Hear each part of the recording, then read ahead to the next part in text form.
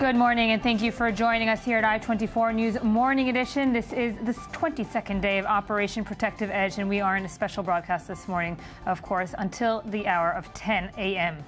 The IDF has cleared for publication that 5 IDF soldiers were killed when terrorists attempted to infiltrate Israel using a tunnel which led from the Gaza Strip to Kibbutz Nachal Oz yesterday. 4 additional Israeli soldiers were killed and several more injured after a mortar round landed near a community outside the Gaza Strip in Israel, as fighting picked up yesterday after what was meant to be a brief Eid al-Fitr holiday respite. This brings the total number of military casualties to 53. Overnight, according to reports, the Israeli Air Force struck Hamas chief Ismail Haniyeh's home in Gaza. No injuries were reported. Meanwhile, rocket alarms sounded throughout Israel, including the Tel Aviv metropolitan area in the middle of the night and in the early hours of this morning across the Eshkol region and the Chof Ashkelon Council. At the same time, diplomatic efforts for a ceasefire are dragging along, with the UN Security Council drafting a statement rejected by Israel as one-sided, calling for an immediate halt in fighting. The Prime Minister, Benjamin Netanyahu, last night at a press conference said that the Gaza op would go on until the tunnel threat was stopped. Gazans reported several killed in the strike near Gaza's largest hospital, but the IDF is now saying that a Hamas or another Islamist group's rocket misfire was responsible. According to statements by the Palestinian Health Ministry, since the operation began, 1,100 Palestinians were killed and more than 6,500 were wounded. And of course, since the start of the operation, 3 Israeli civilians and 53 IDF soldiers have been killed. With me this morning in studio is, of course, Dr. Uzi Landau, the Israeli Minister of Tourism. Thank you for joining us, Minister. And Alon Pinkas, the former Consul General of Israel in New York. Thank you for joining us. Dr. Landau, I do want to start with you. Yesterday, the Israeli Prime Minister, Benjamin Netanyahu, gives a brief statement about the continuation of the operation. And this comes on the heels of polls that show in public opinion in Israel more than 87% want this operation to be expanded. Is that, anyway, in your opinion, impacting the Prime Minister's decision to move on? Well, I think sheer logic says simply that now is the time to really go on and push the Hamas towards the conclusion of this war.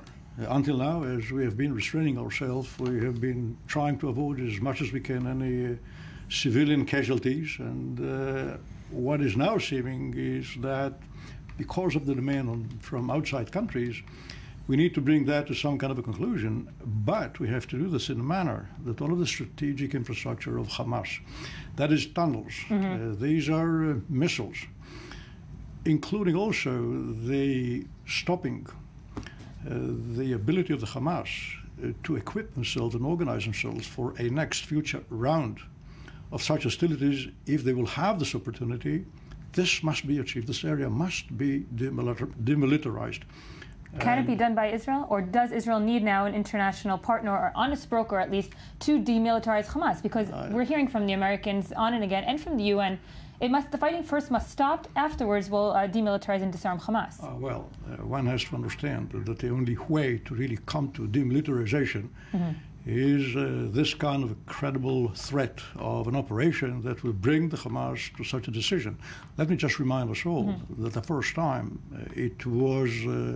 it became for the first time possible to dismantle Syria, or Assad of Syria, for example, from its chemical weaponry was only after he was sure that America is going to bomb him.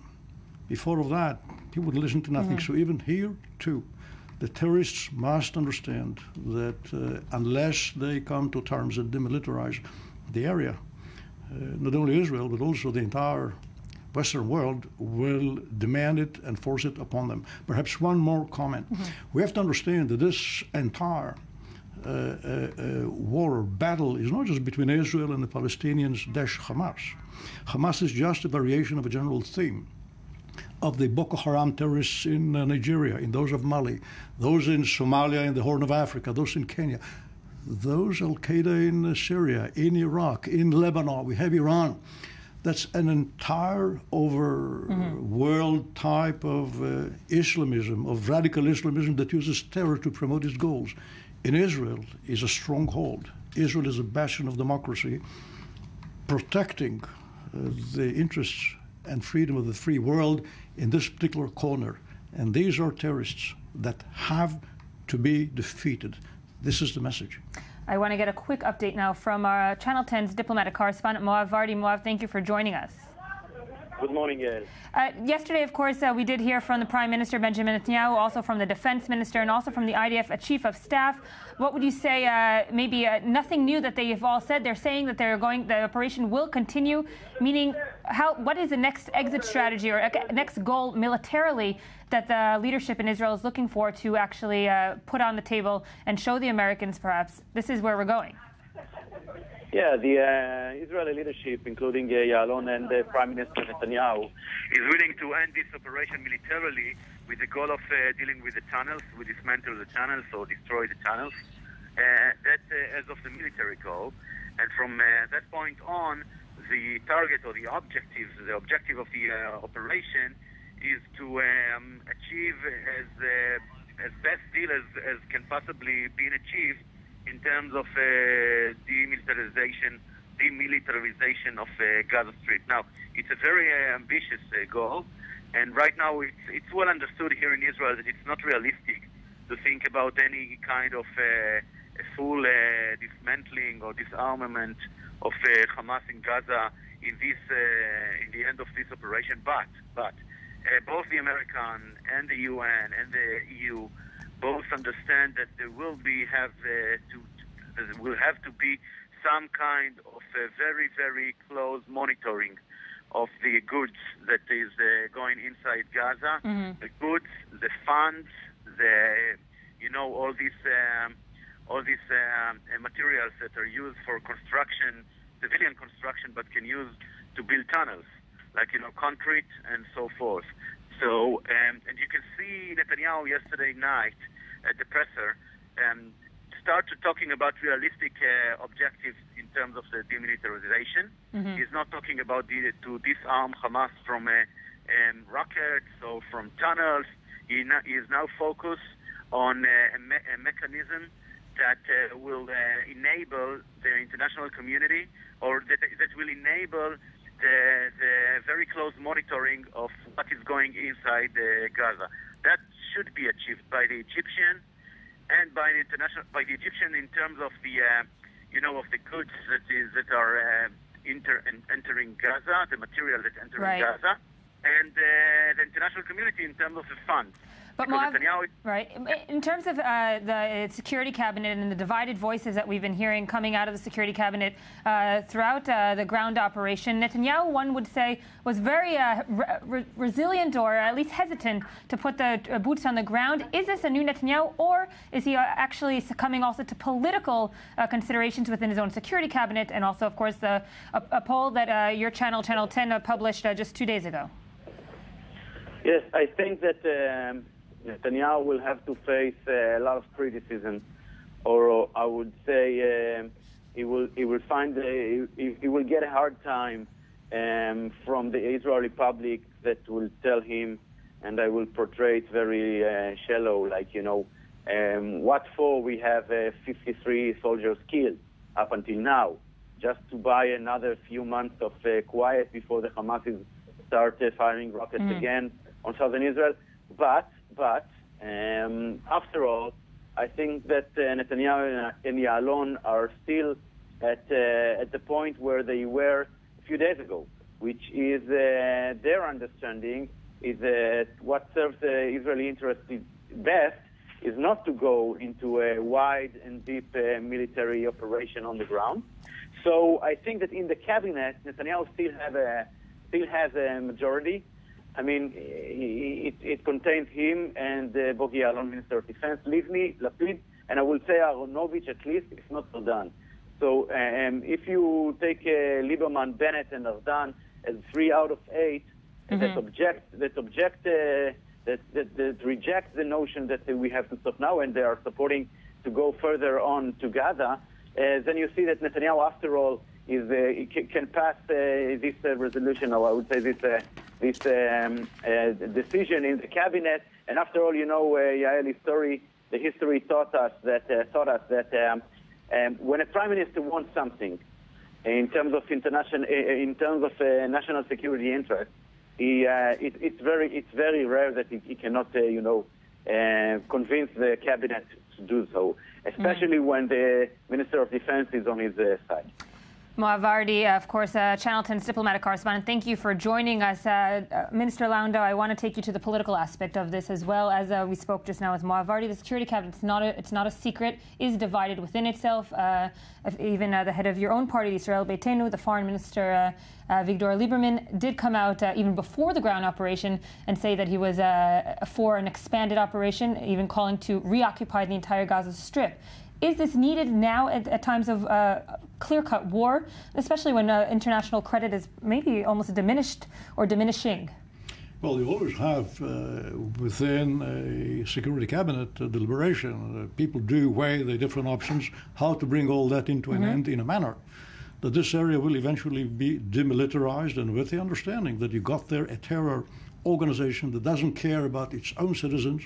It is protecting itself behind its own citizens. It is shelling and targeting our own citizens, and that the only way to bring it down is to really come to its very headquarters and just take it.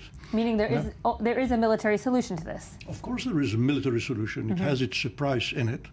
And we have tried until now just to restrain ourselves as much as we can, but we also have to be responsible for our own people. And these are the deliberations, as I understand it, that go on in the Security Cabinet. Do you follow suit with the Foreign Minister, Avigdor Lieberman, in his thoughts that maybe the Gaza Strip needs to be reoccupied? Well, we do not want to really reoccupy Gaza. We do not want to control what's going on in there. And if we will do this kind of a thing, and this is definitely possible, unless another demilitarization option, political one, will be available, which is not as of yet the case, then we will come into there and do what is necessary to clean the area, and then I'm quite sure we'll go back. It is very similar to what used to happen in Judea and Samaria. Just 12 years ago, when there were month after month after month, hundreds of our civilians were slaughtered. Not far away from here in the Dolphinarium, one night, 14 people were slaughtered. The Prime Minister Sharon then said that restraint is strength. The fact was that 6-7 months later, we lost hundreds of people. And just on the eve of Passover night, there was this activity that slaughtered 30 people with a suicide bomber in a hotel in Netanya. Right. This forced upon us to go into all of the terror cities in Judea and Samaria, to Shechem, Nablus, to Jenin, to Hebron, to Jenin, Kalkilia, you just name it. It was tough. We didn't want to do it. But this was forced upon us. And only after we did it, as of then, for 12 years, there is no shelling on Netanya or Kfar Yona from Tulkarem. Kfar Saba doesn't feel the wrath of suicide bombers from nearby Kalkilia. It's difficult to say that. But sometimes when a democracy confronts a terror organization, we have to take steps to protect democracy. And we wish and we expect the West to stand behind us on that. We are in the same battle. But one will say, of course, that what happened, and you're describing the Second Intifada era and so forth. Way back, since then, we've had Operation Cast Lead, we'd have the Second Lebanon War, we've had Operation Pillar of the Defense. Is the Israeli public and even the international community ready to pay the price, the cost of a military solution in the Gaza Strip? 53 soldiers dead in less than 10 days of ground operations. Well, the question is asked, in particular abroad. We are here ready for over 100 years of this endeavor of Zionism, of historical justice. Each time we have pogroms, we are trying to restrain ourselves. And the way that you do it causes for you to have higher casualties. We will continue. And you see this country making tremendous steps forward. On the one hand, we'll offer peace and calm to our neighbors. At the same time, we'll protect our people and their safety. And even now, what we have to learn is the lesson from all of these operations that you showed. As we went out of Gaza to the last millimeter 9 years ago, as of then, instead of understanding that as generosity and wish for peace on our side, they started to shell immediately the surrounding areas. And then the shelling continued to Ashkelon.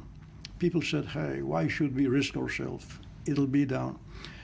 And then we had another operation, and they were targeting Beersheba and Ashdod, going north, enlarging their range and the number of missiles and their accuracy.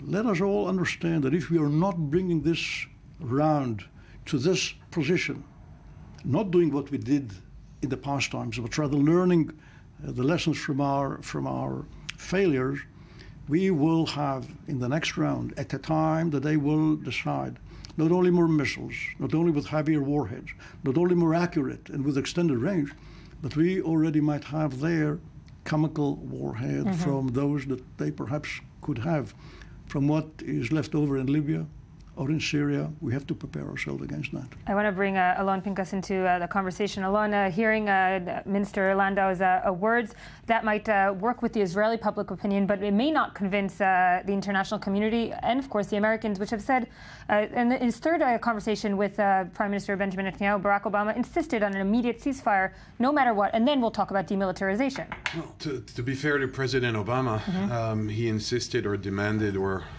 put forth a humanitarian ceasefire to be followed by a cessation of hostilities. Right. And that cannot be contrasted with what's going on, because it's the Hamas that broke whatever tacit ceasefire there was. So by that token, Israel is not committed to the Obama paper. Obviously, Israel is committed to a degree. I agree with Minister Landau, but it seems to me like it boils down to an issue of clarity. If Israel made it clear at the outset, not the operational goals or not the tactical maneuverings, but what its strategic goal is, the international community would have either supported it, exhibit some kind of benign support, or even objected it, which could not and should not prevent Israel from proceeding. Right now, it's not clear to the world. It is not clear if there is a political end to this. You mentioned Foreign Minister Lieberman. You may agree or disagree with what he's proposing, but Minister Lieberman laid forth a clear strategic goal. Minister Landau did the same. The government thus far, and I'm not being critical, I do not envy the Prime Minister having to manage this at this time. And it's very easy to lash at him and criticize him without really knowing the inner workings and all the facts. But if Israel explained to the world that this is what it needs to do, and when I say the world, I'm not talking about public opinion.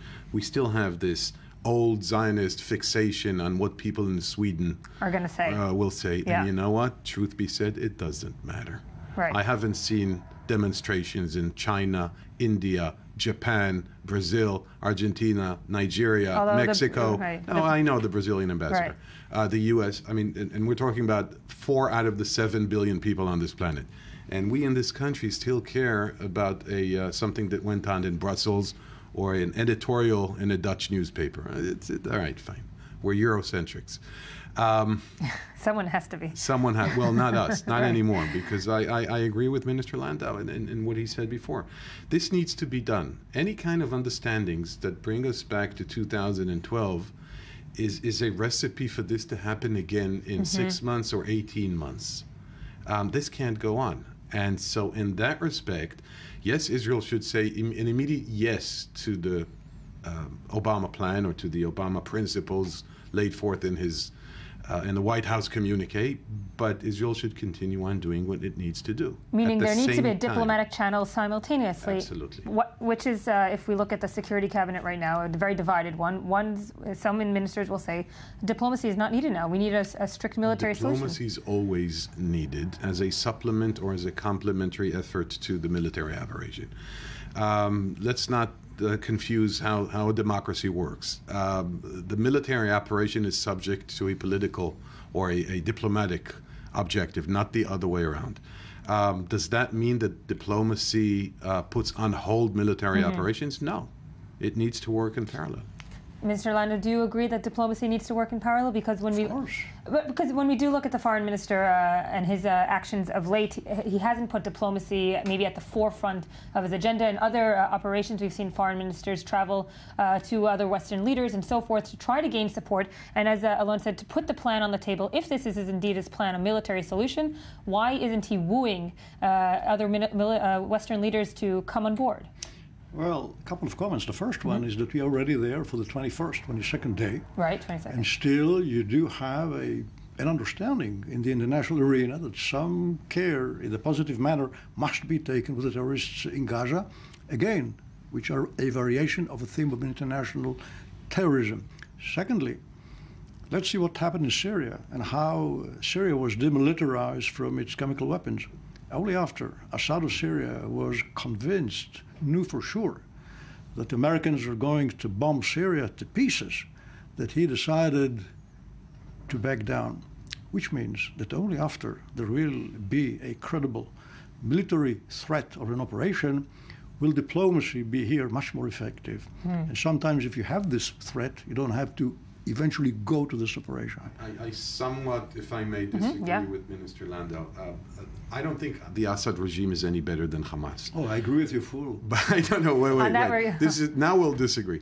But Assad is a state actor, and states act a little differently than terror organizations. And Hamas is a strange entity because it's different rules. It's a quasi-state, which is why we're slightly confusing the terminology. We cannot demilitarize Gaza and Hamas without occupying Gaza and Hamas for 6 months, 4 months, or 18 months, and then that's an option, as Uzi Landau said. But we have to bear in mind that there are consequences.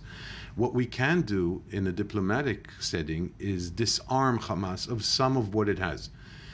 I have my doubts about the enforceability of such a scenario. Hamas is not an organization that would allow international peacekeepers and monitors and inspectors to walk into Khan Yunis and dig for rockets, which is why we're basically left with two simple options. Occupy and destroy Hamas, not as an ideology, not politically, but as a military force or as a terror force, or pursue a diplomatic effort, which has its downsides.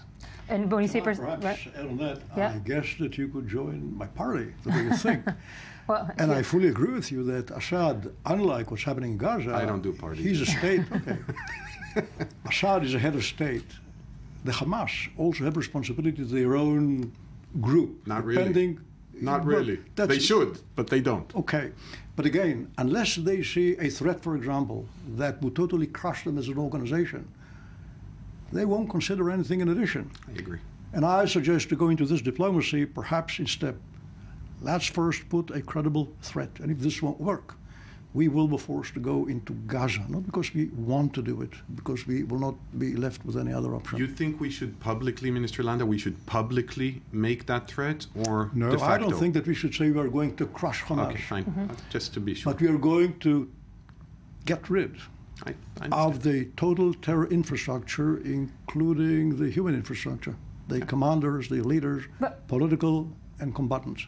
Which is something that one would call regime change, which perhaps hasn't worked so successfully in other parts of the world, which is why I want to ask you this question. Why not strengthen diplomatically partners in the region, such as Palestinian President Mahmoud Abbas, and put him on, in charge of this credible threat and not Israel? Well, what we're trying to do is not to interfere in the Palestinian internal issues. Let them decide who's going to be their leader. On top of that, you suggest Abu Mazen. Let's not forget that he was elected in elections 2006, and this was up to 2010. We are now 4 years later, and each year he extends his presidency. If he were sure that in today's elections he would be elected, let me make you just clear, he would go for these elections. Our problem is that if you are going to have that election, in all of the previous examples we have had over the past 5 years, in every democratic election, the Muslim Brotherhood in all of the surrounding countries came to the helm. Right. And Hamas is the nickname to Muslim Brotherhood here. You speak about the which is why to strengthen Mahmoud Abbas with the Egyptians, all the players that weren't at the Kerry table would probably, most likely, put pressure on Hamas that maybe that would serve as a credible threat. They would like to get rid of Hamas. And please note, in addition to the extreme Hamas or Muslim Brotherhood axis we have in the Middle East, consisting of Qatar, of Turkey, of the Muslim, of the Hamas in our place, you have another more moderate a line of Muslims that axis relies on Egypt, on Jordan, on Saudi Arabia, on the Gulf Emirates, on Bahrain, and they wish to see a different Middle East. Alon? What? Strengthening Mahmoud Abbas as a strategy, a diplomatic strategy. Yeah, there's hypocrisy in this, because this is a government that consistently weakened Abbas, that never really engaged in a political process. Now, I am not saying that the entire responsibility lies in Israel. Quite the contrary. Abbas never showed the signs of leadership that you expect from a serious interlocutor.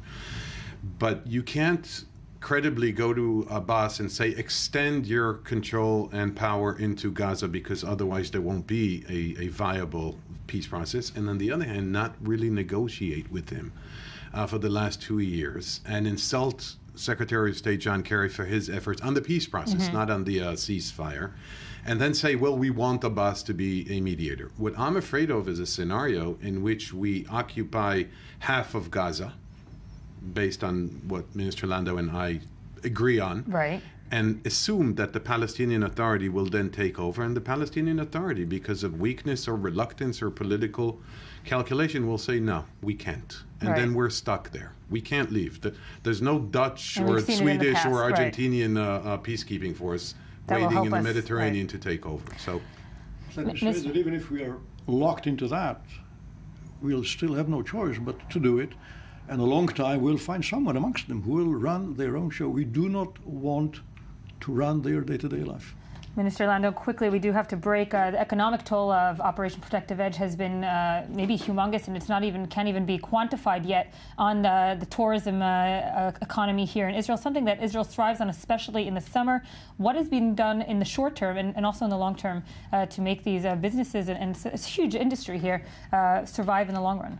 Well, we have already had these kind of opportunities in the past. We definitely pay a price in the very short run, because reasonable people don't go where people Rockets are shooting. Yes. Right. But as you see what's happening in Israel these days, the month of August is, of course, the month of internal vacations. It will start mostly next week after Tisha B'Av, as we call it.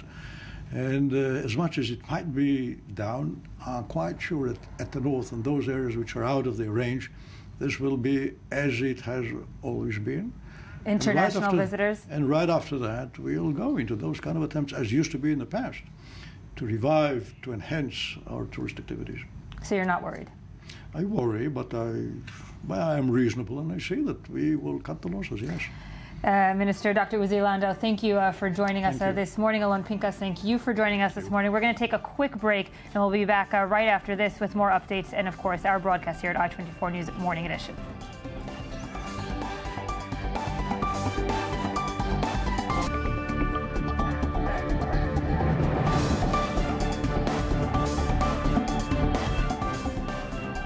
Welcome back to I-24 News Morning Edition. We are in a special broadcast this morning. It is day 22 of Operation Protective Edge.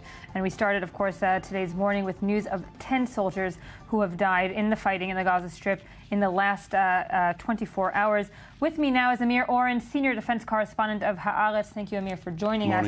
And Channel 2 Foreign Affairs Editor Arad Nir. Arad, thank you for joining us. I do want to start with you. Two different incidents, very tragic incidents, where in the first, an infiltration or attempted infiltration through a tunnel that the Israeli forces had actually located within the Gaza Strip before, ending in 5 Israeli soldiers dead. Yael, you are recounting it from the end forward. Right. In the 3 incidents which caused the death of 10 soldiers, the first one took the life of an engineering corps D9 driver, bulldozer driver, when Hamas militants came out of a tunnel inside Gaza and attacked his bulldozer. The soldier was killed, and then they were killed. Then the second incident was a mortar shell, which hit inside Israel with 4 armored corps soldiers who were killed. And the third incident, to which you referred to firstly, was again a tunnel which the Israeli military was certain was under its control, but apparently wasn't fully, and out of which emerged a squad of Hamas militants who attacked a pillbox, a position held by Israeli soldiers from a squad leader course, and 5 of them were killed. Apparently, the Hamas squad tried to abduct a body of one of the 5 Israeli soldiers killed, but a 6th Israeli soldier managed to kill those who tried to do it, and the others managed to exfiltrate through the tunnel. Meaning this was a tunnel that was known about, maybe not its entrance into the kibbutz, but its entrance or in the Gaza Strip was known about by Israeli forces a few days ago. The basic outline was known. It led from Shajaya to the kibbutz Nahal Oz area, but apparently the exit was a bit south of the Karni passage, crossing, right. where earlier there was heavy economic traffic between Israel and Gaza, but Hamas fired on it, so it was closed. We're going to get a quick update now from our I-24 news correspondent, Michal Divon. You're on the Israeli-Gaza border this morning. Just from reports overnight, also from journalists there, Michal, saying that this was maybe the hardest night yet of the operation. Of course, here in Israel, rockets were flying over into Tel Aviv in the middle of the night. What do you know from the night in Gaza? That's right, Yael. A very difficult night. A lot of noise and blasts heard here in the south of Israel on the Israel-Gaza border. As you mentioned, barrage of rockets towards both the center of the country and the south. We happen to be in Ashkelon, where alarms were heard throughout the night. Now, reports from Gaza are saying that the home of Ismail Haniyeh was targeted overnight, as well as the Al-Aqsa radio station and Hamas television as well. Vast airstrikes conducted throughout the Gaza Strip. Yesterday there was a definite shift and intensification of the operation after 2 days of a relative calm. You were speaking about the infiltration incident from last night. We were not far away from that area. Definitely one of the more severe incidents. So this morning there's definitely a continuation of this. It seems like there's still a lot of activity happening here. We're standing 2 kilometers away now from Shujaiya, where we've seen already a few of the airstrikes and mushroom clouds behind us. We're hearing artillery once in a while, hearing drones overhead and other military aircraft. Not a quiet morning here, and it seems that the day ahead might continue in the same pace.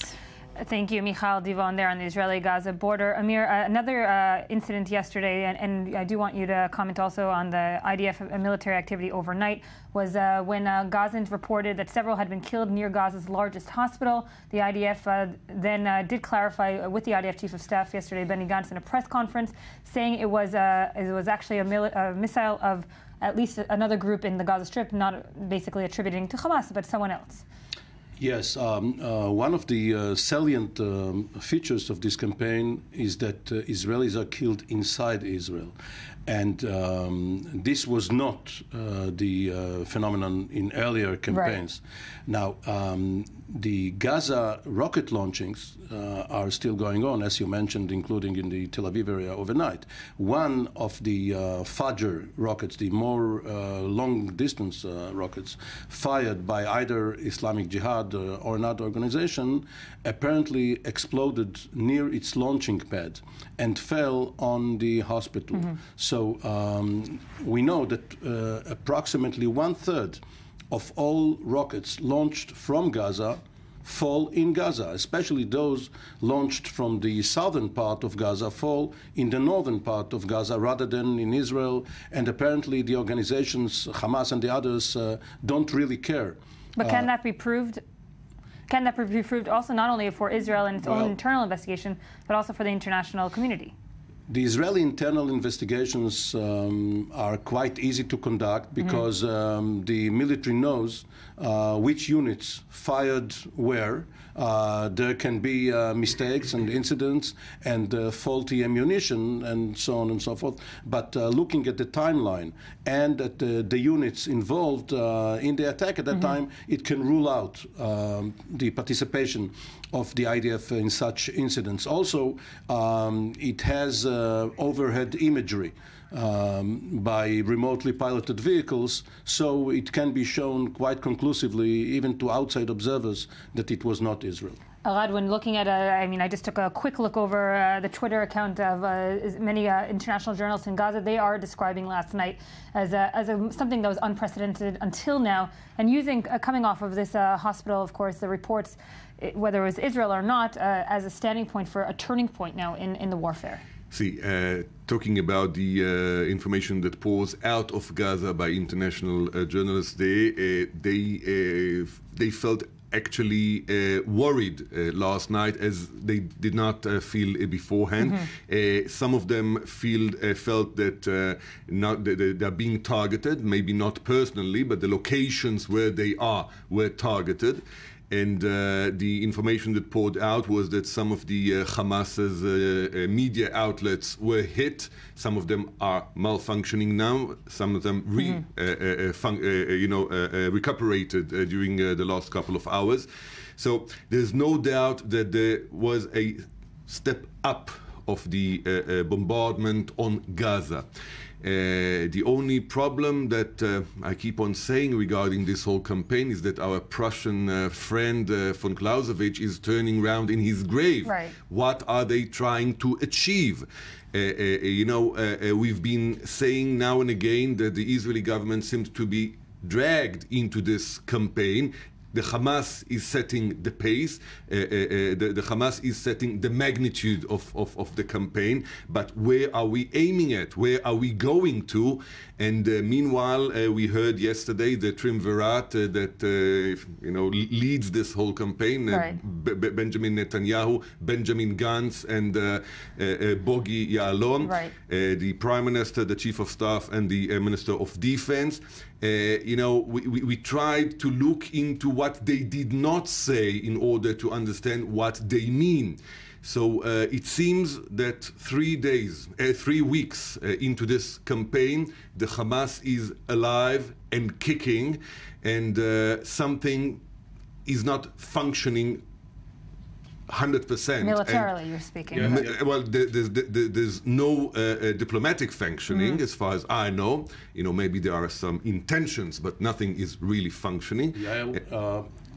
If I may interject, when Palestinians are killed in the West Bank, the day later we have a day of rage by Palestinian demonstrators. Right.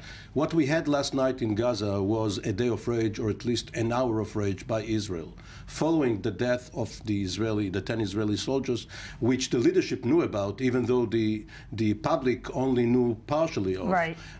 Maybe there were worthwhile targets which the military considered, but it seems as if they lost their cool and acted emotionally rather than rationally in hitting back in this fashion because of frustration. Meaning the targets that were actually targeted throughout the night, and we're seeing pictures of the Gaza Strip this morning, were targets that were on the military establishment's list anyway, but they were maybe triggered by yesterday's events? Yes, they were triggered by the event. Earlier, there was the intention of keeping the calm, much as it was a false calm, perhaps a phony war style, but Israel would not have gone on such a strike had it not suffered these devastating losses. But as Elad said, maybe you want to say it yourself, it doesn't deter from the fact that there is no actual military objective still on the table. Well, there were always two military campaigns being conducted simultaneously here. One was against the rocket launchings and the other one against the tunnels. And while they are connected to some degree, one of the two, the campaign against the tunnels, is basically over, except for the demolition. And the IDF can easily stop in its tracks and gradually leave the 2 mile or so strip of land that it occupies. This is not going to stop the rocket launching, because they still have thousands of rockets, and for that you need a diplomatic solution. But how can we accept the information that the campaign against the tunnels is nearly over if we have such an incident as we had yesterday that 5 combatants actually infiltrated into an Israeli inhabited location through these tunnels? The military was very careful not to boast. And when it speaks of some 32, perhaps 35 tunnels at hand, it is also careful to say that out of those, some 20 have been either destroyed or prepared for demolition. And of the rest, some 40% are partially controlled, others are being surveyed, are in the process. And one has to go through the tunnel with its many exits. And while this tunnel was known, the work was not completed. The IDF has never said that everything is okay. The question is, why wasn't it ready on the Israeli side of the border for just such an incident? And obviously there were gaps in readiness which will be looked into once the campaign is over. I want to talk about the diplomatic efforts, or maybe perhaps a lack of diplomatic efforts. Yesterday, the political leadership of Hamas, Khaled Mashal, the head of the political leadership, of course, spoke with Charlie Rose, and it was aired, bits and pieces were aired on Sunday, but the full interview was aired yesterday in the United States. Let's take a quick look. Those who started the aggression is the Netanyahu and the Israeli army. If Mr. Obama is stupefied or perhaps is surprised of such action, the question is as follows. Do you expect anyone not to respond if he is attacked in his own homeland? So Gaza responded as well. So why Obama and the leaders of the free world, why don't they surprised vis-a-vis the occupation of our land for several decades without having a window of hope? Would it be possible for us to live time and time again under occupation?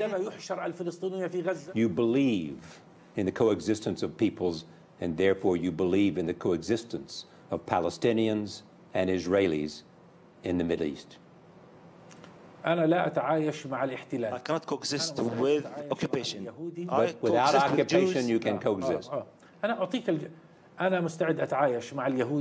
ready to coexist with the Jews, with the Christians, and with the Arabs and non-Arabs, and with those who agree with my ideas and those who disagree with them. However, I do not coexist with the occupiers, with the settlers, and those who... it's one thing to say you want to coexist with the Jews. It's another thing you want to coexist with the State of Israel. Do you want to coexist with the State of Israel? Do you want to represent, do you want to recognize Israel as a Jewish state? No. I said I do not want to live with a state of occupiers. Arad, from your experience, is there anything that can be derived from this interview that is saying something new to the Israeli political leadership? Well, he's not talking to the Israeli political leadership. He's talking to his own home base and to the American political leadership. Well, there's a certain perception in the last 48 hours since this whole campaign against John Kerry started here in Israel. The Hamas is embracing the American administration. Some Israeli commentators are very excited regarding it. I do not tend to join this herd. They are trying to make points at the moment, and this is part of this propaganda war that goes alongside the military war on the ground. The point is that Hamas is trying to get a political solution. This is what they are trying to do. By giving this interview also to Charlie Rose. This is part of the whole campaign.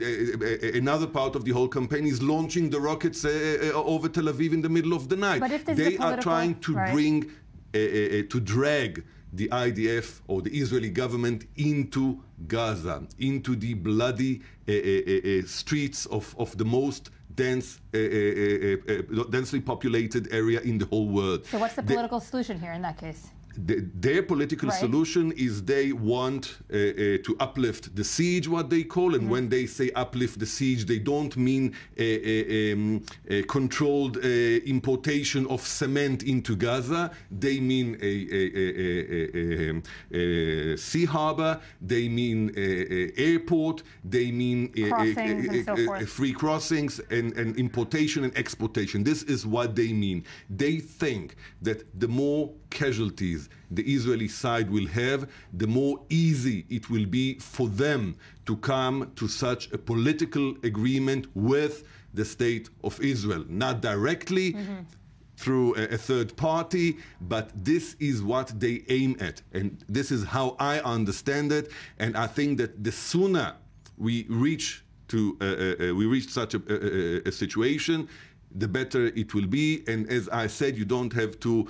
recognize Hamas. You can accept the fact that Hamas is there. The Israeli Prime Minister Benjamin Netanyahu is saying for years now that there's a state, that there's a terrorist state in the south over there. So now let them be accountable for what they are and go tit for tat.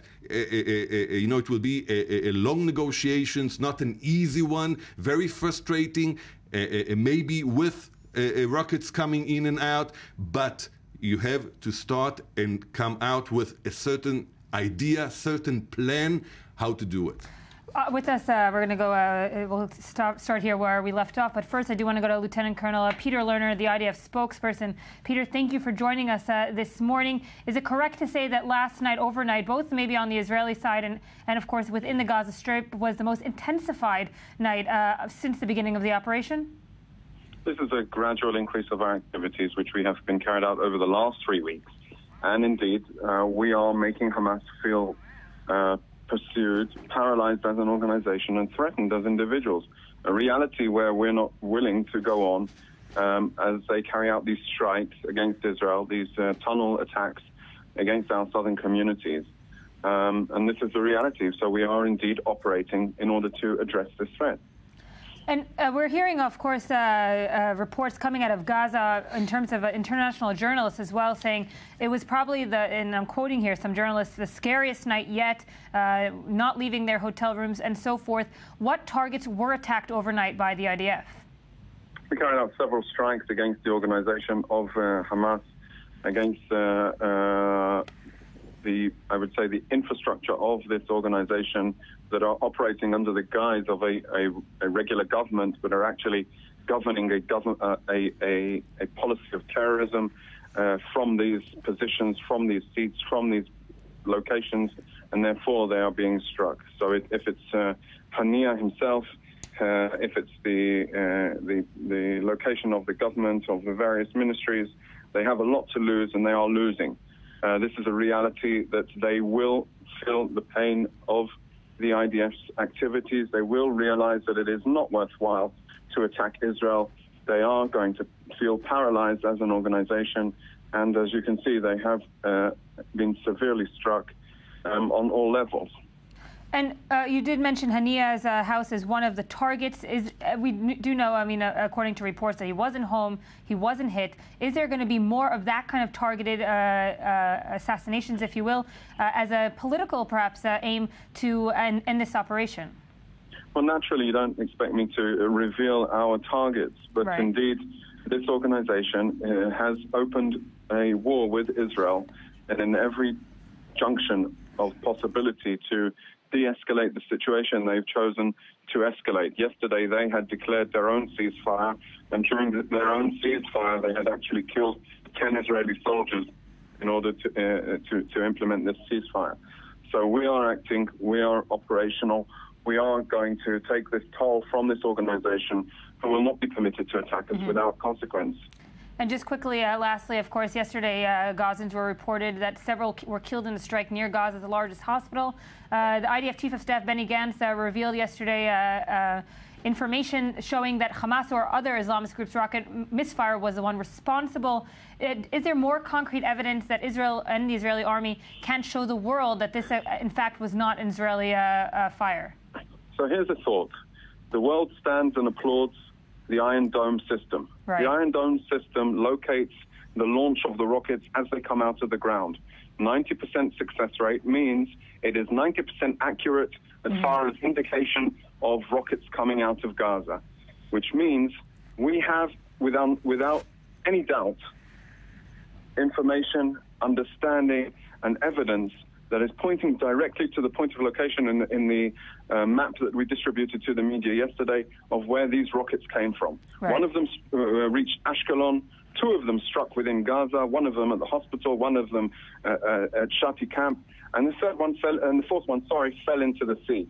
You're absolutely convinced that there is no other alternative. The IDF did not carry out this strike, despite the huge attempts of this organization to lie and cast the responsibility on Israel.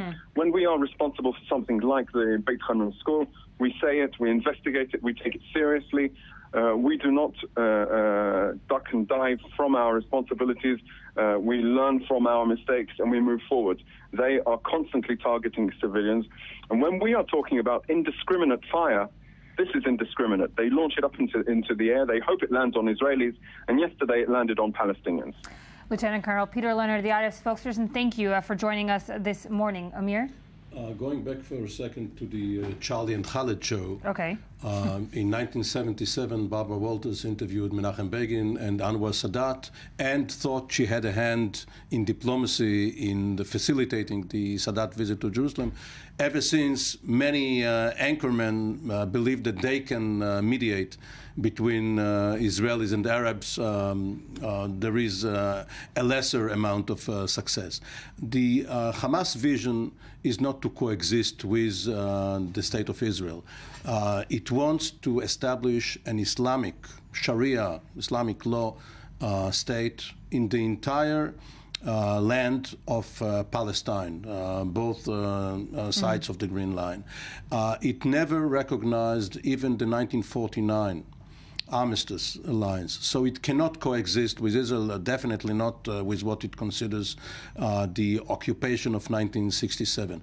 What it wants to do is to have a regime in a foothold. Gaza is a foothold for them. They are willing to de facto coexist with what happens across the border until such time as they are strong enough to challenge Israel. But they have never gone as far as the Palestine Liberation Organization has gone under Yasser Arafat and now Mahmoud Abbas, and it is not practical to believe that they ever will. But if they can manage to get out of this campaign a concession by the West, including the United States, for instance, to strike them off the terrorist list, it will be a huge achievement for them.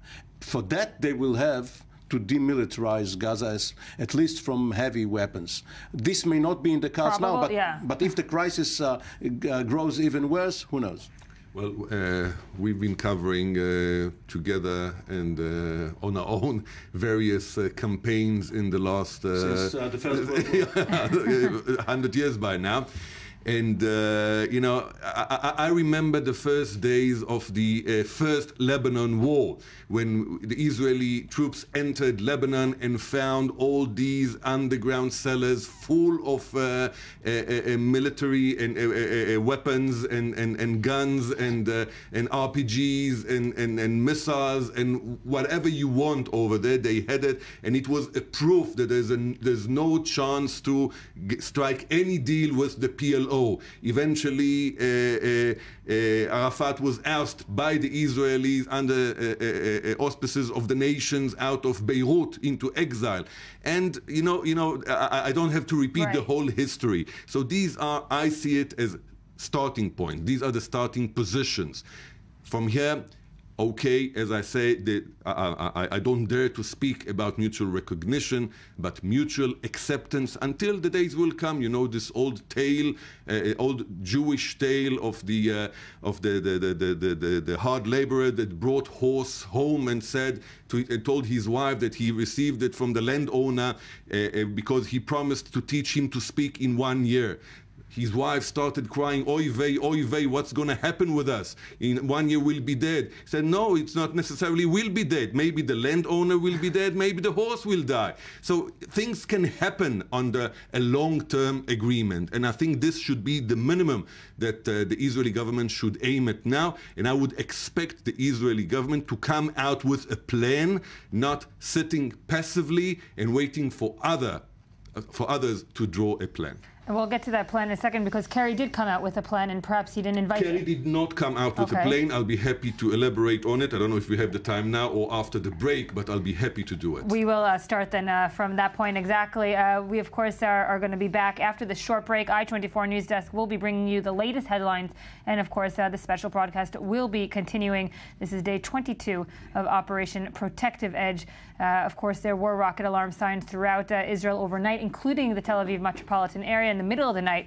And, of course, in the early hours of this morning across the Eshkol region and Chof Ashkelon Council, we did, of course, hear from the IDF spokesperson as well. There was intensified fighting overnight in the Gaza Strip. Ismail Haniyeh, the Hamas leader's house, was targeted. He was not at home. We will be coming back in just a few minutes. Stay with us.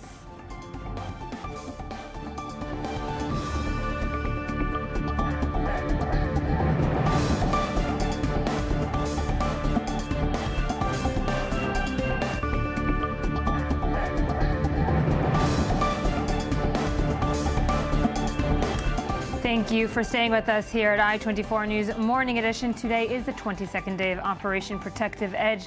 The IDF has cleared for publication that 5 IDF soldiers were killed when terrorists attempted to infiltrate Israel using a tunnel, which led from the Gaza Strip to Kibbutz Nachal Oz yesterday.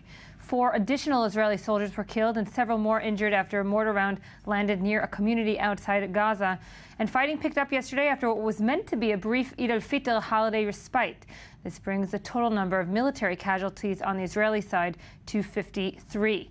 Overnight, according to reports, the Israeli Air Force struck Hamas chief Ismail Haniyeh's home in Gaza. No injuries were reported.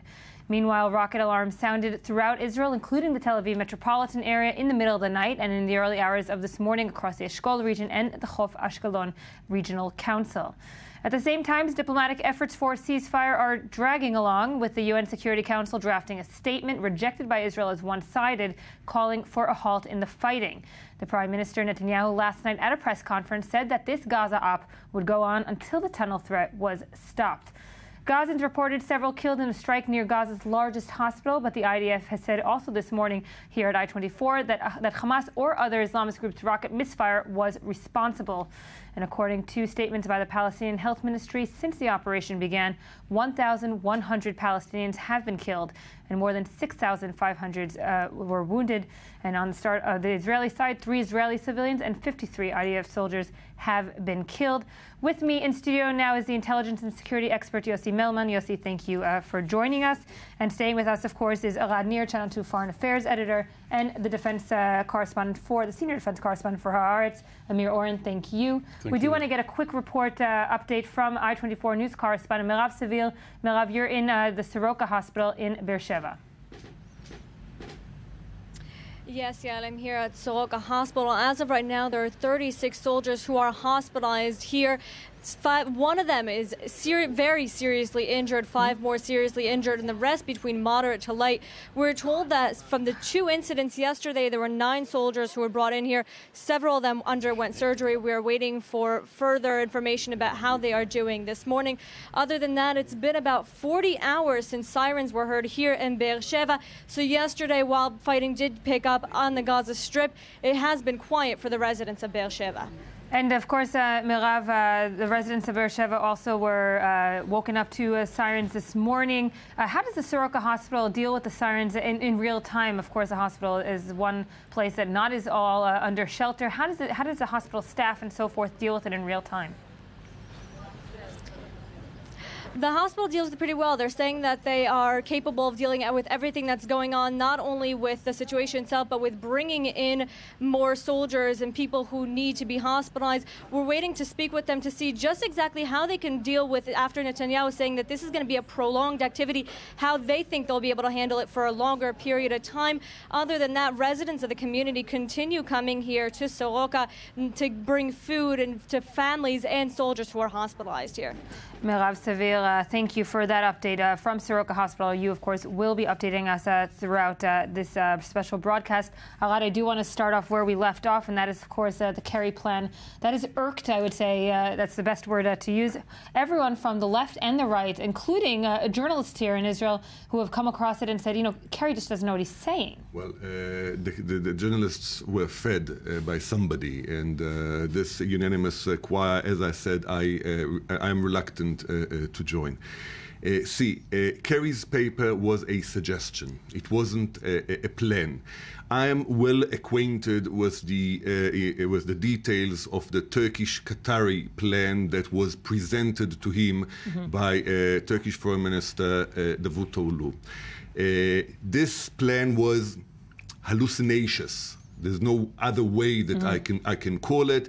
It was titled "Ways and Means to Prevent Israel from Attacking the People of Gaza Whenever It Feels Like Doing It." It's a paraphrase, but this was the idea of the Turkish-Qatari plan. My sources gave it to me on Friday when Davutoglu left Doha on his way to meet Kerry in Paris.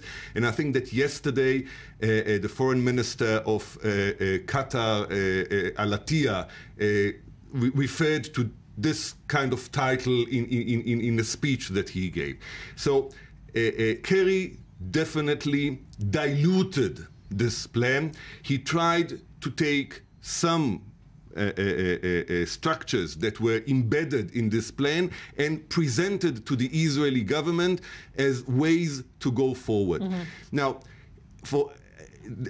Kerry made mistakes. The Americans do make mistakes. Maybe they do lack some abilities or knowledge how to deal with the Middle East. But this is not the way you behave towards your allies. The ADL Secretary General Abe Foxman yesterday issued a statement in which he is condemning the Israeli smear campaign against Kerry. He said that the United States of America is Israel's only true ally in the world, and you don't behave like this to your allies. And I think it was wrong, and it will have its repercussions. Okay, yesterday Kerry did change his phrasings. He's trying to please the Israeli government, maybe even some of the Israeli commentators, but this is not the way you behave. You can have your own disagreements, but you have your own channels to do it. You don't have to humiliate your best ally out in the open. He did try, as you say, to maybe appease some of the commentators. This is what he said yesterday. Here's the U.S. Secretary of State John Kerry. We believe the momentum generated by a humanitarian ceasefire is the best way to be able to begin to negotiate and find out if you can put in place a sustainable ceasefire, one that addresses all of the concerns, the long-term concerns as well. Begin to talk about the underlying causes of the conflict in Gaza, though those obviously will not all be resolved in the context of a ceasefire, a sustainable ceasefire discussion. But it is important to try to build, to begin, and to move in a process. And that's what we're trying to achieve. That is the only way, ultimately, this conflict is going to be resolved. Hopefully, if we can make some progress, the people in this region who deserve peace can take one step towards that elusive goal by stopping the violence which catches innocents on all sides in the crossfire and begin to try to build a sustainable way forward. We also believe that any process to resolve the crisis in Gaza in a lasting and meaningful way must lead to the disarmament of Hamas and all terrorist groups.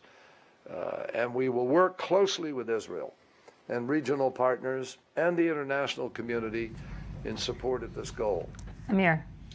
In the last 36 years, there have been two-term Democratic Party presidents, Clinton and Obama. It is no accident that John Kerry, who was the Democratic nominee 10 years ago, was not in the club. He is patrician, he is aloof, he is a proper Bostonian. He is also a multi-millionaire now that he is married to Theresa Heinz. And he meaning does not, what? meaning that he does not come across as the warm, sympathetic American which the Israeli public wants to see. The words may be the same, the music is different, the tone is different. But putting aside the mood and the environment, the United States is not Israel's enemy. Of course not. And to the contrary, well, when you say "of course not," it's not obvious to all of them. Right, but here in studio we can look at his rhetoric and hear his words. I mean, they're calling also U.S. President Barack Obama, when he spoke to Netanyahu, he called for a humanitarian ceasefire. He didn't call for a halt to all fighting, and that's it. He called it for now. Yes, but this is what they call a humanitarian window, out of which or into which will step in the ceasefire, which is a very good and positive step, because you cannot get from here to there in one leap. Exactly, and they are saying, of course, disarming Hamas, which is Israel's not goal. only that. Throughout the last several years, every time there was some terror act or a rocket launched from Gaza, the Israeli government and the Israeli military have said the terror organization known as Hamas is the address. Okay, so this is the address. The Americans are addressing Hamas, and then the Israeli government turns around and cries out about it. So eventually they will have to sit down with Kerry and iron out what needs to be done. Yossi, when we do hear disarming Hamas, also from the Israeli establishment, but also from the Americans, does it mean two different things? Is Israel looking to disarm Hamas in a way that Americans perhaps have a different plan to do so? Well, I think we should differentiate between the rhetorics of the Israeli leaders, as they were stated last night by Prime Minister, Defense Minister, Chief of Staff, and a reality on the ground. I don't think that anyone in the Israeli government seriously thinks that it's possible to disarm Hamas. Well, we had here in the morning, I'll just update you, that Uzi Landa, the tourism minister, that said it quite clearly that there is a way. Well, that's why I say there is one should differentiate between the rhetorics and a realistic approach. Okay. I also want to demilitarize Gaza and to disarm Hamas, but it's not a doable goal unless you occupy Gaza. You put inside tens of thousands, maybe hundreds of thousands of soldiers who are going from house to house search, confiscate the weapons, destroy the tunnels, destroy the bunkers, destroy the arms caches, and then it's possible to prevent further smuggling of weapons into Gaza. But practically speaking, I think Israel would settle for future demilitarization of Gaza. How? In what method? By the Americans? By the international? Well, first of all, it's already in place. Practically, it's in place. They cannot bring weapons into Gaza because the Egyptian tunnels are closed. The Egyptians are on alert. They are guarding the border. From the Israeli side, it's impossible. From the sea, it's almost impossible. Maybe here and there they can bring some weapons. So practically, there is already at least a large-scale operation to prevent the smuggling of further weapons. Now, what they have in the ground, that would be much more difficult. And therefore, I think what the Prime Minister said was very ambiguous last night. He left all the options open. Nothing new, really, did he said this. He repeated the same stated goal and the demilitarization. Now, demilitarization can be further strengthened by an international mechanism, which we don't have at the moment. We don't have a ceasefire. We don't have a framework to negotiate with Hamas. If Qatar is not in the picture, who has the levers to reach out to Hamas? All right. Netanyahu has a very moderate goal because he knows that he will be judged against the standard that he himself is setting. So his goal right now is only to detunnelize Gaza rather than to demilitarize it. He has said in his letter to Ban Ki-moon, the UN Secretary General, that the campaign against the tunnels is the first step towards demilitarization of Gaza. But Israel does not really want a demilitarized Palestine. In the West Bank, you have several battalions of the so-called Dayton troops, after General Dayton of the U.S. Army, who led and trained this. Israel wants a Palestinian force armed with weapons as long as it is not acting against it. So what Israel wants to do is to circumcise the will of Hamas to act against Israel. It is impractical to go there and collect the weapons and disarm Hamas. Which then brings us back, of course, to the only option, which is diplomatically, but as Yossi said quite clearly, there's lacking now a broker. There's no let's try and compare the political and diplomatic regional situation to what was in the 2012 campaign. You know, everybody compares the abilities of John Kerry to the abilities of the former secretary Hillary Clinton. But when Hillary Clinton came here 7 days after the Pillar of Defense operation started, she had contacts with the president of Egypt. She had contacts with the Turks. She had contacts with Abu Mazen at the time. In 2012, the Prime Minister of Egypt visited Gaza during the campaign. The foreign ministers of the Arab League visited Gaza during the campaign. We all remember the picture of the Turkish foreign minister Davutoglu crying when he saw the devastation at the Shifa hospital. Now he can cry only in front of the TV screen. No one is coming and going into Gaza. This is because there's this kind of change within political change in Egypt. So America does not have any other leverage towards Hamas unless it uses this Turkish Qatari access. Now, how can and suddenly, as we said, the Israelis are bringing Mahmoud Abbas as Deus ex machina. You know, for so many months they were discrediting him to dust, and now suddenly he is the solution. So, they have to think of a mechanism, the Israelis, and put it on the table. What will be acceptable? A realistic mechanism, how they expect... But still brokered by the Americans. To broker it. There's no other way. But how will the Americans broker it too? Because the Americans should have some access towards Hamas. So maybe it's Abu Mazen. I don't know if Abu Mazen is trusted enough by Hamas. So there are only three options as I see it. Either Abu Mazen or the Davutoglu, the Turks, or Al-Attiyah, the Qatari. These are the channels to... I beg to differ. The U.S. government has back channels when it wants to. For instance, there are pro-Hamas scholars teaching at U.S. defense colleges.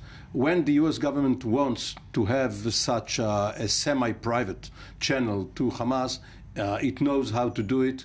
The makeup of a compromise is there. All you have to do is pick elements from this proposal, from that proposal, tie them all together.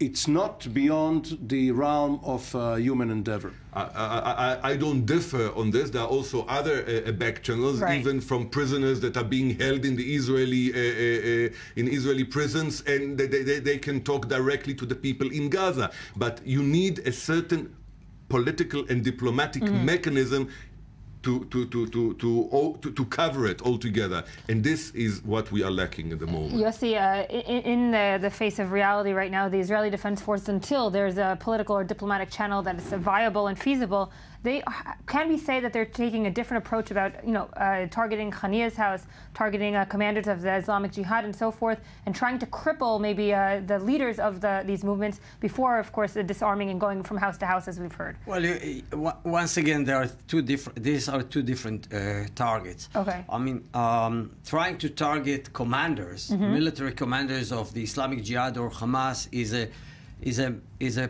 military move. It's a military action.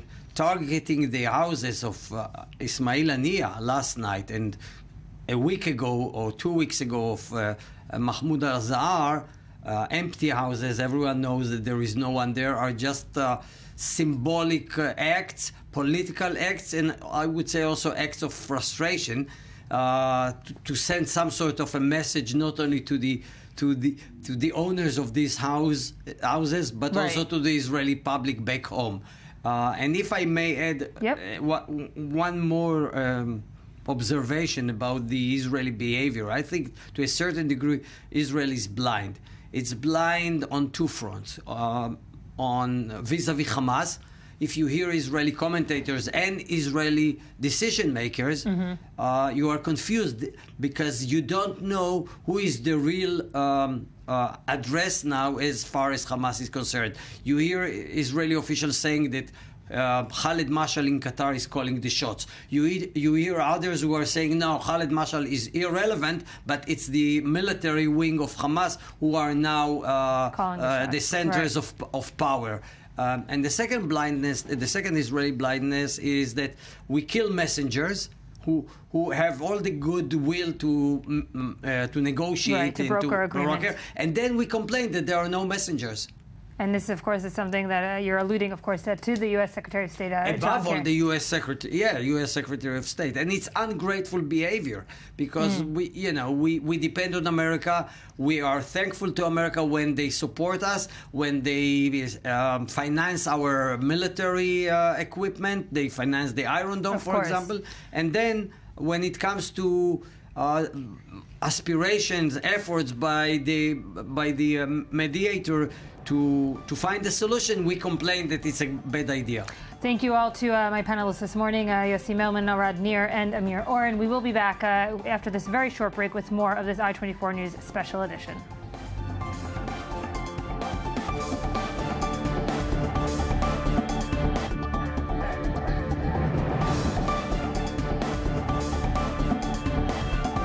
Thank you for staying with us here at I-24 News Morning Edition. We, of course, are on a special broadcast this morning. It is day 22 of Operation Protective Edge. And as we've heard since the morning, rocket sirens were sounded throughout Israel's south and, of course, overnight here in the Tel Aviv metropolitan area. With me now in studio is Dr. Ruchama Martin, the founder and president of Physicians for Human Rights. Dr. Martin, thank you for joining us this morning. Thank you. I want to start, of course, with what the world is seeing from the pictures that are coming out, and Israelis as well, maybe less so than other places in the world, and the pictures of suffering and the pictures of bloodshed. How can Physicians for Human Rights and other NGOs impact the stopping of the bloodshed in their own way? Because, of course, at the end, it's military versus military, and it's diplomatic leaders versus diplomatic leaders, and so forth. And civil. And civil servants versus civil servants, of course. Maybe. And it goes on and on. Yeah. Okay, so I don't remember the question. What?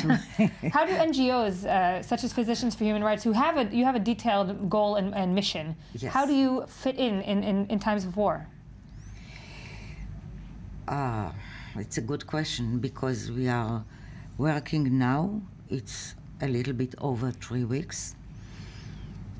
Day and night, we have a kind of hotline. 24/7, you say now? Yeah. Which means any day, any night, all the time, for people in Gaza to call us, and they do so.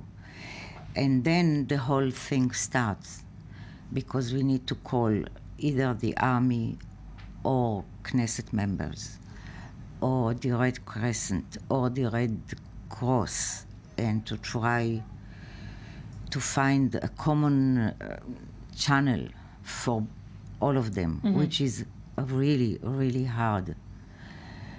To coordinate between all the different forces working in the Gaza Strip and today. the people who are located or trapped in Gaza somewhere.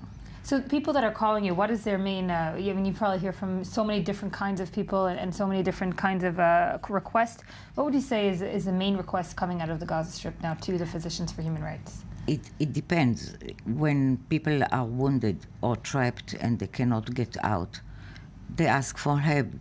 This is normal. Get me out. Send an ambulance. Stop the fire. As if we can stop the fire. But from time to time we can. It's not easy. For example, the fire at Bet Hanun, I guess that we have been part of the whole manipulation to stop the fire at Bet Hanun. One of our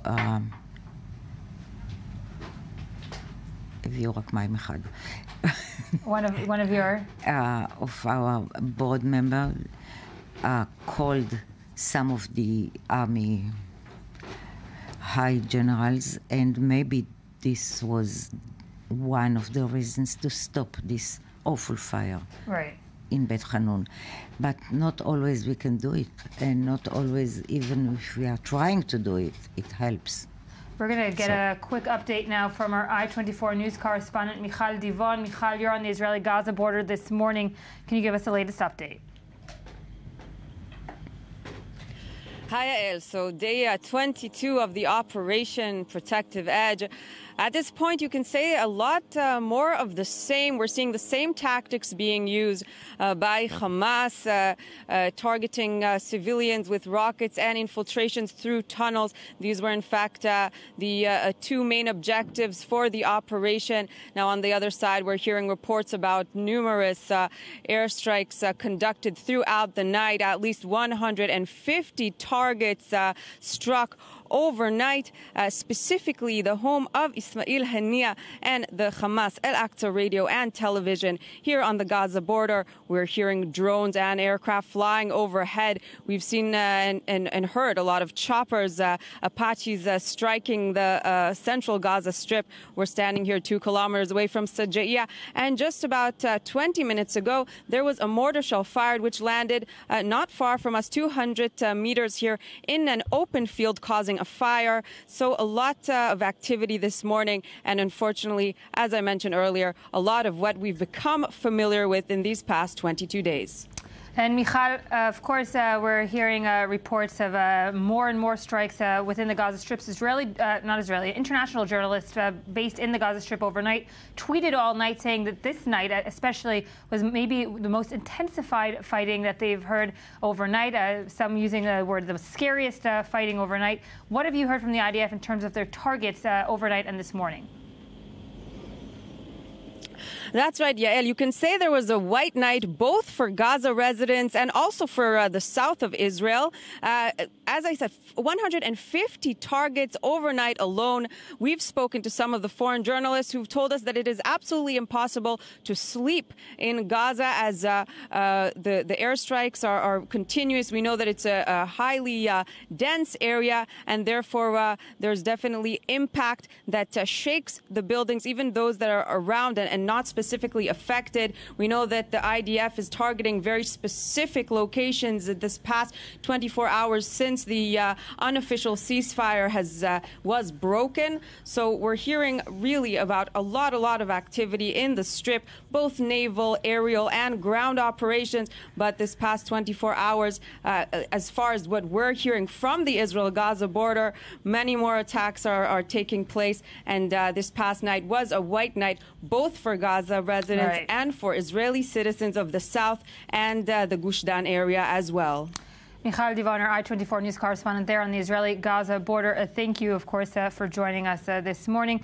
Dr. Marton, I do want to go back to you. When you do get these calls from within, there's a lot of medical help that people in the Gaza Strip are needing, and also, of course, on the Israeli side. The IDF put up a hospital in the Erez crossing and are saying now that only 18 people have come since they've put it up. Is this a hospital or a makeshift hospital? Obviously, it's in the middle of the ground. Something that the Physicians for Human Rights can back and can work with? Because, of course, it is there to help, at the end of the day, to save lives. Yes, but no. Okay. Because we are not working for the Israeli government. And we are not working in any hospital. I mean, each and every one of us is working in one of the hospitals in Israel. Right. But not as on the payroll of PHR. Of course not. Because we are all volunteers.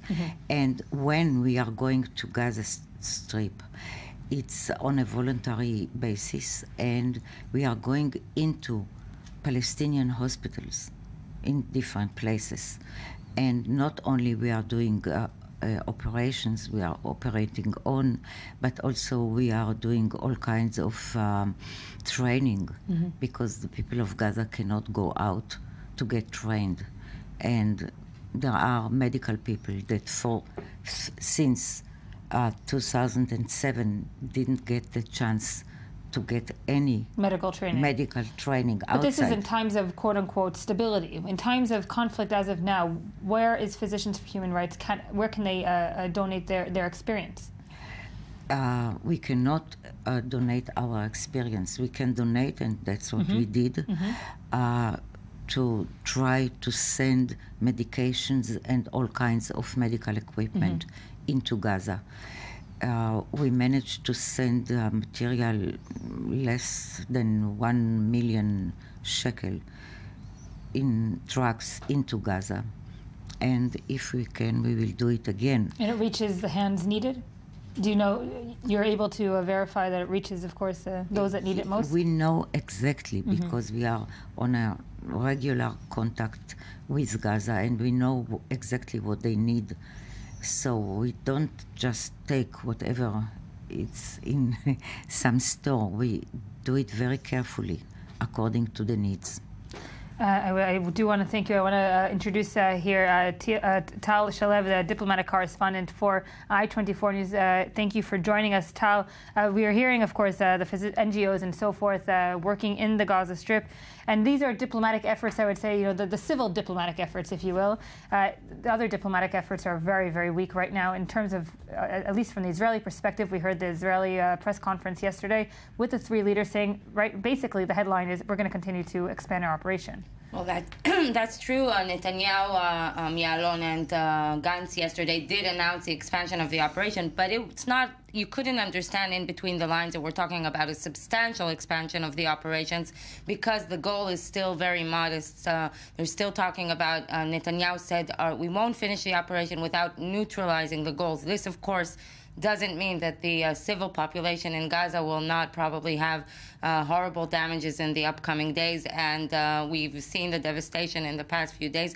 But at least on the spokesperson side, the Israeli government, and especially the IDF, have been trying to present a picture of some kind of humanitarian flow. And Dr. Marton will probably be able to correct me if this is true, but some kind of humanitarian flow from inside Israel into the Gaza Strip. There's a General Yoav Mordechai, Major General Yoav Mordechai.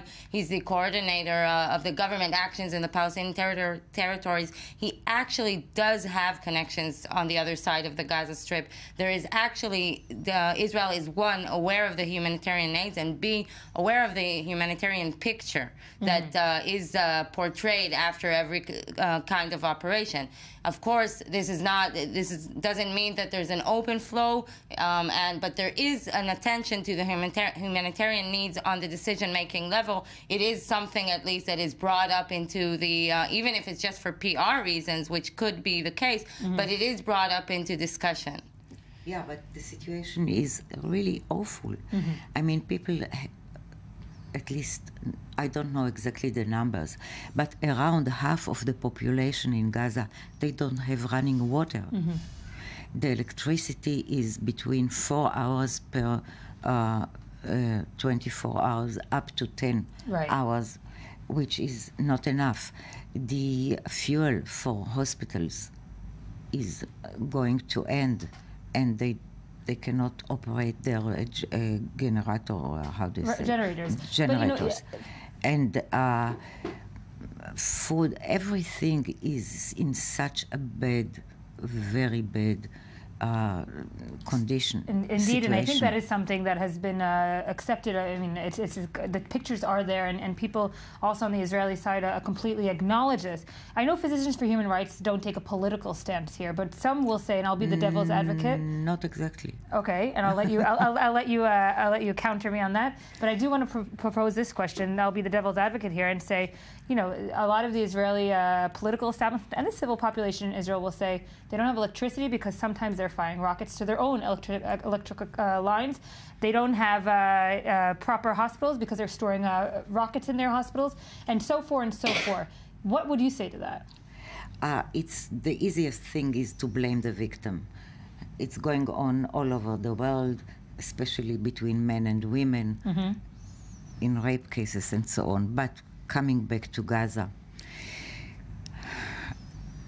the medical situation or condition in Gaza is so bad for so very many years. We didn't need this awful new operation to see how bad it is, because they cannot develop anything. Everything is according to the Israeli regime. One cannot buy an aspirin without a permit.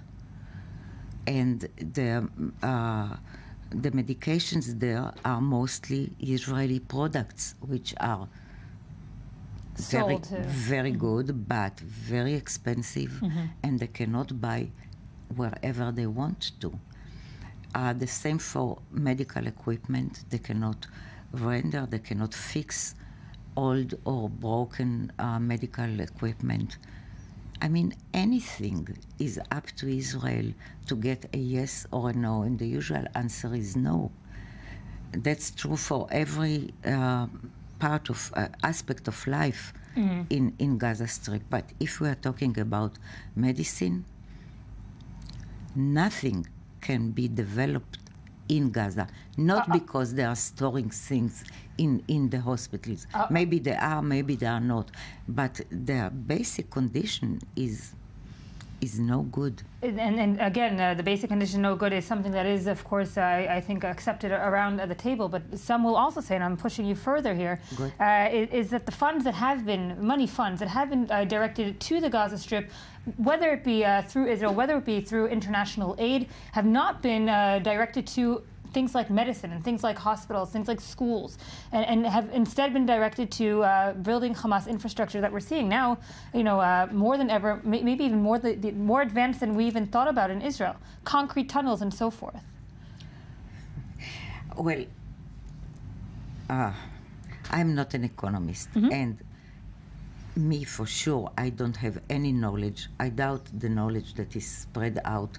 What kind of money was put into the tunnels, if it is the donations from the EU or from whatever, or it is a kind of so-called private money from Qatar or from I don't know where into it. So I don't trust this information at all. The facts are that the tunnels were built and the electricity of Gaza was bombed years ago. They have to buy their electricity from Israel. So, I mean, they cannot develop anything on their own. Without being dependent. The dependency on Israel is not by chance. It is coordinated and implemented all the time. Tal, I want to let you respond as well. It's not to respond, but I do think, at least when you see the political situation now, and when you hear Hamas demands, just to bring it back a bit more to the diplomatic realm, The Hamas demands, these economic demands, mainly have to do with Israel, not with Israel, with Egypt, the Arab world, the Arab League, the funding they get. These are Hamas demands for ceasefire. Basically, Hamas is now negotiating not with Israel, but with Mahmoud Abbas and with the entire Arab world. And so in many ways, the Hamas economic demands, most of them, it's true that there is a naval blockade, it's true that some of the crossings are running, there's a dependency, but the Hamas economic demands are now confronted to the Arab world, not to Israel. And I think in many ways, the situation that is created now is that this is becoming the Hamas problem, or the Gaza problem is now a problem of the Arab world that is taking some responsibility on what is happening there.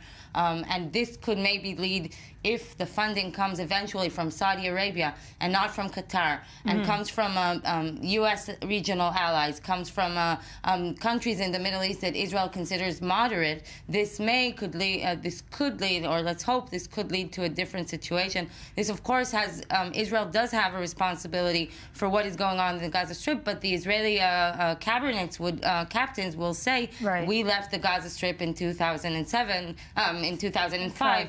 This is not our responsibility. Hamas did gain responsibility. I just want to quickly, I will let you respond. It is their responsibility. Dr. Martin, I just want to tell our viewers, 1 second, we will let you respond that we're just seeing a live footage now from the Gaza Strip that, of course, showing the resumption of attacks in the Gaza Strip.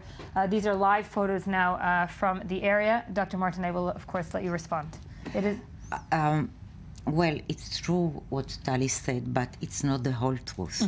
Because the main demand of Hamas and the main demand of every single person in Gaza is to open the siege. If that would be, all the rest is an outcome.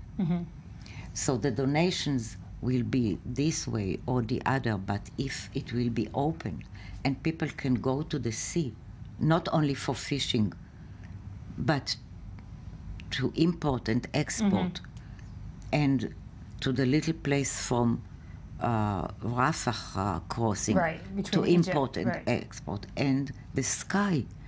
I mean, they are suffocated. So the way exactly and to pinpoint who will donate and how much and for what is not the main issue. The main issue is the siege. And this is up to Israel. Israel is doing the siege. And as long as the siege is continuing, all the rest is an outcome. Despite the fact that the siege has also blocked the entrance of weapons. Even now, I mean, we're talking about weapons that have entered into the Gaza Strip. Some that even Israel wasn't aware about, that are now being used against Israeli civilians. I want Tal, of course, to take up on that point as well. I agree, but from Israel's point of view, there is a problem with lifting the siege, especially exactly because of that, and that is why I think personally the Arab world involvement here is important, because this way there will be a lifting of a siege with an assurance, some kind of international assurance. Let's hope it will stand and it will be firm enough, but some kind of international assurance that yes, we are transferring money, we are transferring, opening the skies. I don't think they'll open the skies, but we are opening some of the crossings, we're opening, lifting some of the siege, but Israel is getting some kind of assurance that this is not yet, not leading to arming, to another military, the weapon flowing into Gaza from Iran in the past few years and from other... in the siege. So what we are talking about, so it makes so clear that the siege is hurting the wrong people, not working for the declared purposes, Dr. only to suffocate the people there. Dr. Ruchama Martona, of course, the founder and president of Physicians for Human Rights. Thank you for joining us. Tal, thank you. We are going to hear some headlines now from around the world, the media around the world and here in Israel, from Gabi Tartakovsky, our I-24 News correspondent. Gabi, where are we starting? We're starting with Walla, which reports about a blast from the past, no pun intended. Okay, but it appears that's a pretty big pun, yeah. Yes, it's a big surprise for the IDF to learn that Hamas uses rockets dating from 1973 1973 Yom Kippur War. It seems the IDF armor units have found some rockets made in the Soviet Union. Now, the Southern Command suspects these were stolen during from Mubarak's personal arsenal stockpiles. Oh, wow. They may have been stolen during his ouster in 2011. And were delivered to Gaza militants by Egyptian officials during Morsi's brief term in office. Now, the Saga rockets were initially used in 1973 in the traumatic Yom Kippur War for Israel, but were later used by the Hezbollah as well. Anyway, this comes as a big surprise for IDF troops on the ground. Right, and maybe that goes along with what you said, that despite the siege, their rockets, even from 1973, were being able to get into the hands of the The siege is a pretext. It's not a real solid fact. It's not a It's strategy. only against, yes, it's only against the population. Or not only, but mainly. Gabi? Speaking